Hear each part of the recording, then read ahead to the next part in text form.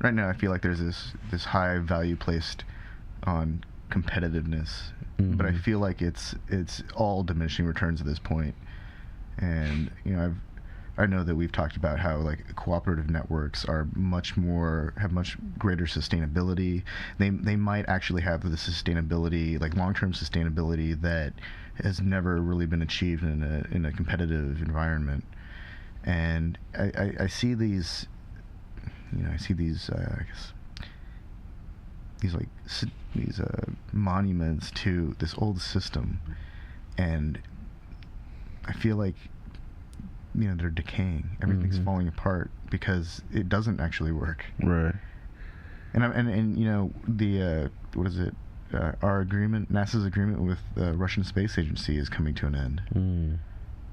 And we're already dependent on them and SpaceX to put things into orbit. SpaceX puts like supplies in orbit. Yeah. Have they started delivering people yet?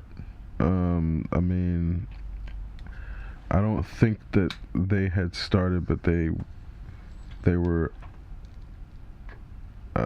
contracted to, and I mean maybe like 2020 to start, but I think things keep getting delayed, which is also why Virgin is they're still trying to.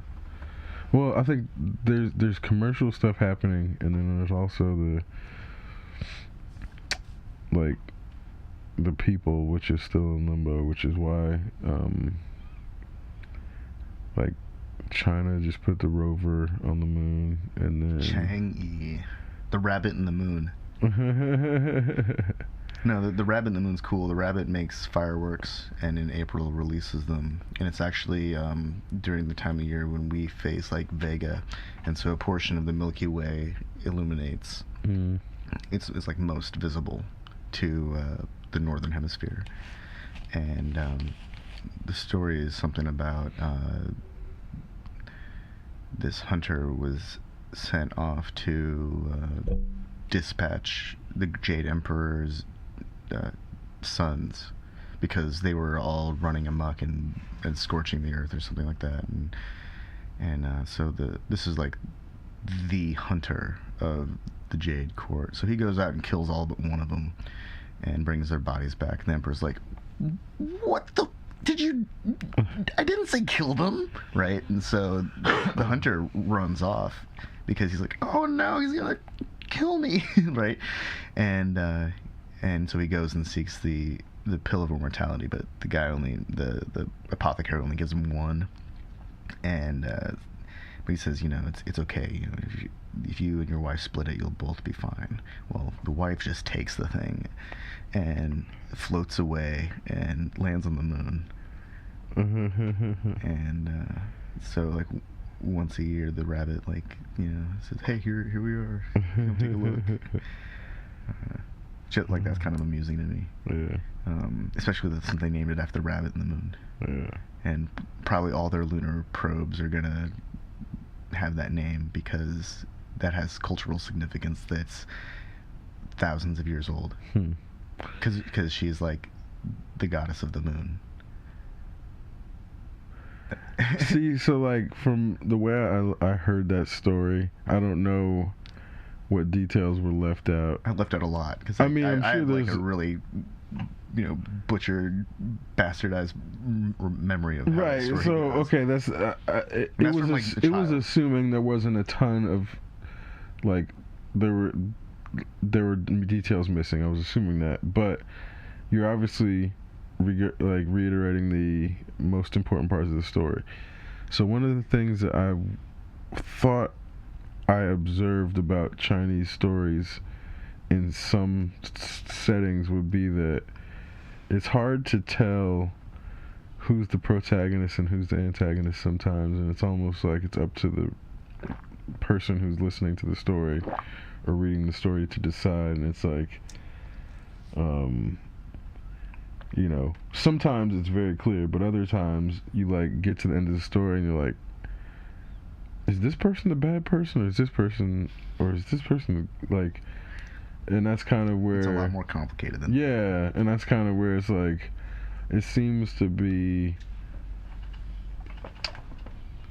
there's a lot less inclination to tell you who to side with as the viewer, and they give you more motivation from all sides. So it's not like this is the bad guy, but it's like this is the opposition to the other person who introduced. And if we have a romantic interest, then it's like way more complicated. Yeah, then it's way more complicated. But like with actual, because then you may get like 4 or 5 different people who are part of the story. So then it's like really difficult to tell who's the protagonist and who's the antagonist, because there's multiple motivations. Yeah. Like, well, the Jade Emperor's, he didn't say kill my kids, and the guy just killed his kids. Exactly. Because they wouldn't listen. Exactly. To him or so he's not.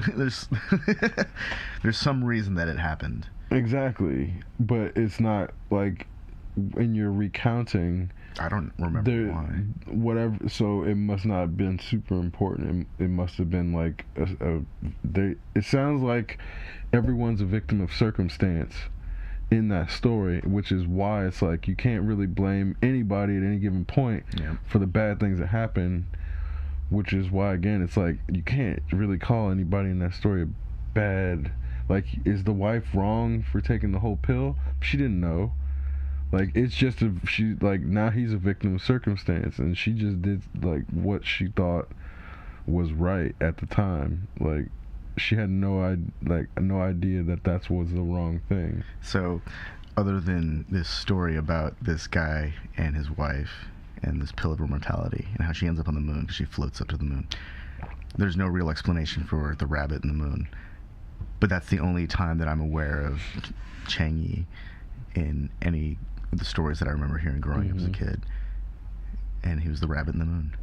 And of course, the Rabbit in the Moon is significant because they were this electronic act back in the 90s, and they were fantastic. Yeah. And they made this version of electronic music like on the spot that, it was incredible at the time because nobody else did anything like that. Well, so you know how we could say the face in the moon, the man in the moon, or whatever. Do they call that the rabbit in the moon? Probably. Because that's where sometimes then that would be a story to try to make sense of why that thing is there, which happens in many cultures. So that's kind of, they don't necessarily make sense. They're retroactively trying to fit things together, and then it's obvious, like in the way the story's constructed, that it's just to fit that end, which happens in many contexts. So it's not. I don't think that's specific to China at all. But now they've actually put Chang Yi on the moon. And full circle. And he was growing cotton. Oh, right, yeah. And at first I thought, like, what the fuck? Why cotton of all things? And then it's like, I guess it's... allusion to the story. His cotton tail. Although it would make more sense to attempt to sprout something like rice or wheat or corn or soy, but I guess if you can do cotton, then you can do pretty much anything that grows in that region. Yeah. And so my understanding is that they shut off the life support systems to the growing pod because it was exposed to solar radiation, and the pod was not sufficiently shielded. And so once the internal temperature reached something like 80-something degrees centigrade, they're like, nothing can survive. Nothing. So they just turned it off. And then once the life support system was done, it got into a phase where the lander was not facing the sun anymore, and it just got cold and froze. Because that's what happens when you don't have a life support system and you're not facing the sun in space. Everything gets pretty cold on a planet with even a small atmosphere.